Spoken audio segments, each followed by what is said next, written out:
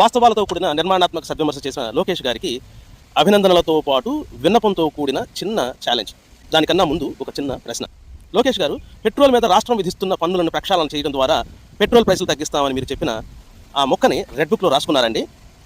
రాసుకుంటే కనుక ఆ పేజ్ ఓపెన్ చేశారండి ఇప్పటివరకు? కుదిరితే ఓపెన్ చేయండి, రాయకపోతే మనం ఏం చేయలేం అనుకోండి. దీని అన్నిటికి కారణం పెట్రోల్ డీజిల్ పైన మనం వేసే పన్ను. ముందల ప్రభుత్వ పన్ను కానీ తగ్గిస్తే ధరలన్నీ తగ్గుతాయి.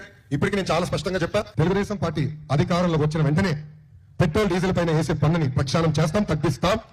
తద్వారా అన్ని ధరలు కూడా ఆంధ్ర రాష్ట్రంలో తగ్గుతాయి. విన్నపంతో కూడిన ఛాలెంజ్ అని చెప్పాను కదా. లోకేష్ గారు, ఆంధ్రప్రదేశ్ రాష్ట్రానికి పొరుగునున్న రాష్ట్రాలతో సుమారుగా 1500 కిలోమీటర్ల దాకా సరిహద్దు ఉందండి. ఈ సరిహద్దులో ఉన్న వివిధ పెట్రోల్ బంకులు ఎక్కడైనా సరే జస్ట్ ఒక్క 10 పెట్రోల్ బంకులు చూస్ చేసుకోండి. ఆ సంతకెళ్తే ఒక రైతు ఉన్నారు, మంచి ఆటో ఉంది, కూర్చుని ఏంటప్పా పెట్రోల్ ధరలు బాగా పెరిగినాయి కదా అని అడిగా. లేదే, పెరగలేదే అన్నాడు.